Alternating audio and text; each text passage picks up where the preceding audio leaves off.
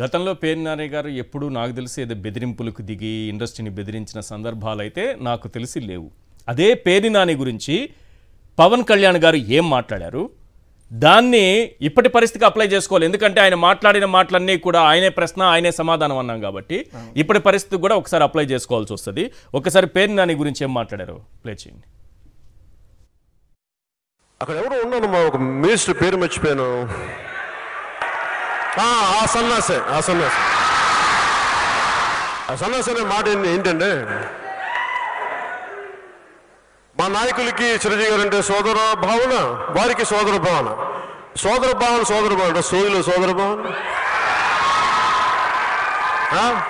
ఉపయోగపడని సోదర భావన, చిత్ర పరిశ్రమకి అక్కడికి రాని సోదర భావన దేనికి వెళ్ళి దెబ్బలో కొట్టుకున్నా.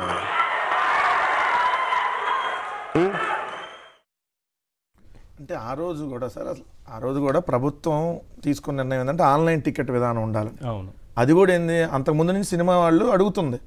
అంతకుముందు ప్రభుత్వంలో చంద్రబాబు నాయుడు గారి ప్రభుత్వంలో అడిగితే వాళ్ళు చేయలే. ఏది ఆన్లైన్ టికెట్ విధానం పెట్టండి, ఎందుకంటే ఇప్పుడు 70% నుంచి 80% సినిమాలన్నీ చిన్న సినిమాలు.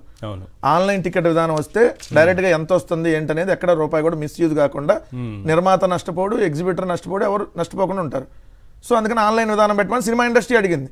అడిగితే వాళ్ళ కోరిక మేరకు జగన్మోహన్ రెడ్డి గారి ప్రభుత్వం ఆన్లైన్ విధానం పెడతానంటే అంటే మా డబ్బులని మీరు నొక్కేస్తారా ఆన్లైన్ విధానం పెట్టేసి అని చెప్పి అదొక రకమైనటువంటి దుష్ప్రచారం చేశాడు ఇదే పవన్ కళ్యాణ్ గారు. అంటే నిజంగా ఇండస్ట్రీ గురించి తెలిసిన వాళ్ళు ఈ విషయం చెప్తారు. ఎందుకు చేస్తారంటే ఇవన్నీ కూడా గవర్నమెంట్కి ట్యాక్స్ కట్టాలి, ఎన్ని టికెట్లు పోతే అంత, మీకు ఎంత కలెక్షన్ వస్తే అంత కట్టాలి. ఇక్కడ 50 కోట్లు కలెక్ట్ చేస్తుంటే 50 కోట్లకు సంబంధించి ట్యాక్స్ ఎంత వస్తుందో అంత కట్టాల్సి ఉంటుంది. అవునా? వీళ్ళు ఏం చేస్తారు, పైకి చెప్పుకునేది మాత్రం మా సినిమా 200 కోట్లు కలెక్ట్ చేసింది 200 కోట్ల క్లబ్లో అని చెప్తారు. అక్కడ కట్టేటటువంటి ట్యాక్స్ కనీసం 50 కోట్లు 25 కోట్లు కూడా కలెక్ట్ చేయనటువంటి ఇది. కాబట్టి నీ సినిమాకి ఎంత సినిమా ఉందో తెలుసుకోవాలంటే, నిజంగా తెలుసుకోవాలంటే ఆన్లైన్ లో పెట్టామనుకో ఎన్ని టికెట్లు అమ్ముడు పోయి ఎంత కలెక్షన్ వస్తే అన్నిటికీ అకౌంటబిలిటీ. ప్రభాస్ గారు అబ్జెక్ట్ చేయలే, ఒక పవన్ కళ్యాణ్ ఆన్లైన్ ఎక్కడ పెడతారు అంటే ఈయన ఆల్రెడీ 100 కోట్లు కూడా దాడి హైప్ చేసుకుంటా ఎంత వచ్చింది అంత వచ్చింది అంటారు కదా. ఆ కలెక్షన్ ఏదో తేలిపోతే ఈయనకి ఇచ్చే డబ్బులు కూడా రేపు పొద్దున ఎవరని చెప్పి దాన్ని ఒక రకంగా తీసుకొని వెళ్ళి చేశాడు. ఆ సినిమా ఆటోగ్రాఫీ మంత్రి సన్నాసి అన్నాడు కదా, మేమైతే అట్లా అంటలేదు సార్. ఎందుకంటే గౌరవనీయులైన దుర్గేష్ గారు, మీరు మీ శాఖకు సంబంధించి నీతిగా నిజాయితీగా పనిచేయండి. ఈ గేమ్ చేంజర్ ఆ ఫంక్షన్లకి మొత్తం టెంట్లు వేసే దగ్గర నుంచి కుర్చీలు వేసే దగ్గర నుంచి ఈ పని మీది కాదు, ఇట్లాంటి పనులు చేయొద్దు. రెండో అంశం వచ్చేటప్పటికి బొలిశెట్టి శ్రీనివాస్ గారు తాడేపల్లిగూడెం ఎమ్మెల్యే బొలిశెట్టి శ్రీనివాస్ గారు ఆయన ఏమంటాడు, ఎంఆర్ఓల్ని వీళ్ళందరూ మేము పెట్టించి ఏదైతే టికెట్ రేట్లు అనేది మినిమం రేటుకి అమ్మిస్తాం. అంటే ఇప్పుడు దాకా బ్లాక్ లో టికెట్లు అమ్ముతున్నారని అర్థంగా ఇప్పుడు మేము కూడా చెబుతున్నదే కదా, ఈ బ్లాక్ లో టికెట్లు ఈ వ్యవస్థ వద్దనే కదా. అప్పుడు జగన్మోహన్ రెడ్డి గారి ప్రభుత్వం ఉన్నప్పుడు థియేటర్ దగ్గర బందోబస్తు పెట్టింది సార్. దానికి పోలీసులు పెడతారా థియేటర్ దగ్గర అన్నారు. ఎందుకు బందోబస్తు పెడుతుంది, సినిమా రిలీజ్ అయినప్పుడు ఎక్కువ మంది క్రౌడ్ వస్తారు, ఎక్కువ మంది క్రౌడ్ వచ్చినప్పుడు కొంత గొడవ ఉంటుంది.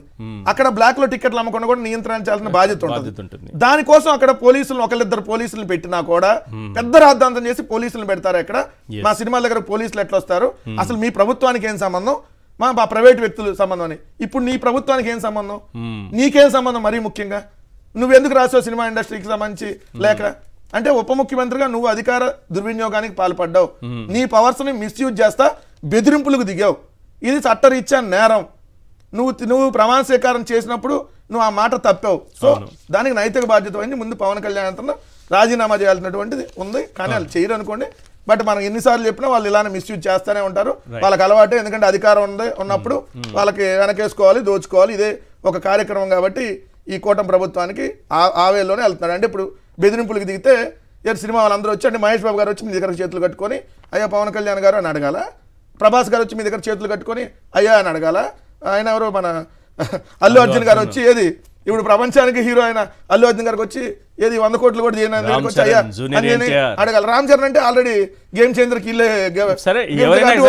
పెద్ద నటులే కదా. ఈ రోజు దాటిపోయిన నటులు బాలకృష్ణ గారు కూడా వచ్చి అడగాలేమో.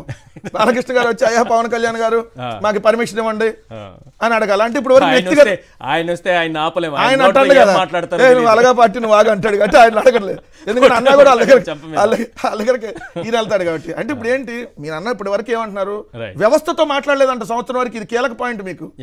వ్యక్తిగతంగా మాట్లాడారంట, వాళ్ళకి ఏం కావాలంటే ఇచ్చారంట. మాట్లాడకూడదని చెప్తున్నారు కదా ఆయన చెప్పారు. వ్యక్తిగతంగా వాళ్ళు వచ్చి సినిమాకి పెంచమంటే పెంచేశారంట, అంతే తప్ప వ్యవస్థ వాళ్ళందరూ వచ్చి అడగలేదంట.